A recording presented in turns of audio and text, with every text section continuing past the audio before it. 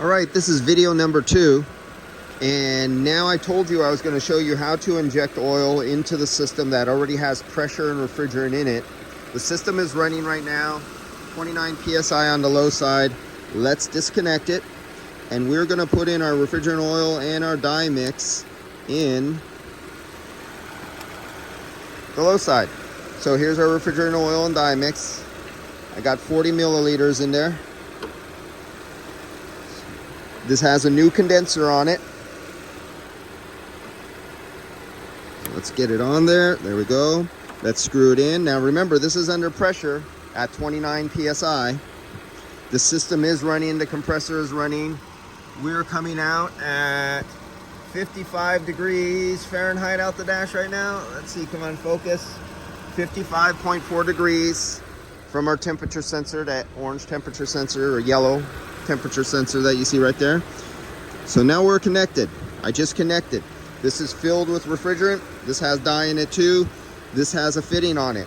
This is the fitting I took off here. Now, if you could afford to have 2 fittings, this is what you would preferably do, because you would never have any air contaminating or getting in the side here. You don't have leaks all over the place because it's always filled. And I have other ones that are just filled up with concentrated dye, and you only need like 2 milliliters, 3-4 milliliters of concentrated dye. So a cylinder filled up with 3 ounces of this will get you many cars, because yeah, that's a lot. That's like 45, 50 milliliters for one of these tubes, depending on the manufacturers. So let's put this in. Let's see if I could do this. Oh shoot, I can't do it one-handed. Yeah, that was bad. Let me do this. There we go. You can see we're connected right there. I'll keep that in focus so you can see. Now, this is 40 milliliters, all gonna go on the low side. And so I just turn it. It's this easy. This is under 29 psi of pressure, so it's not that much. This is meant to take like 200 psi of pressure. So it's very easy to overcome a low pressure. And because you're putting it in slowly, you see how I'm turning this, you're only injecting drops of oil at the time, and there's high velocity vapor refrigerant going back to the compressor. So you're only putting in a small amount of oil at any one twist. Now there's ones that have ratchets, there's other ones that have knobs on top, there's other ones that are threaded, there's plastic ones. This is just one of many. I'm just showing you one of many ways of doing it. And so since this got a new condenser, it was in a front end accident and it punctured the old condenser, we're putting in 40 milliliters because from the factory, the recommended refrigerant capacity is 40 milliliters for this manufacturer on this situation. And you see how easy this is. And that's it. And this is the way you put in refrigerant, oil, or dye while it has, and that's it. It bottomed out. That's 40 milliliters.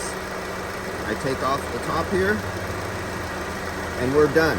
So that's the other method of putting oil inside, or dye, whatever you want. And then you take your fitting and you put your fitting back on, and you complete the rest of your test. It's not rocket science. It's not difficult to understand. It's very easy. And I'll get on to my next vehicle. Complete. You got your UV light. Remember, you have your ultrasonic. You have your refrigerant leak detector. You have your dry nitrogen for leak testing. And I'm forgetting. Oh, and your soapy bubbles.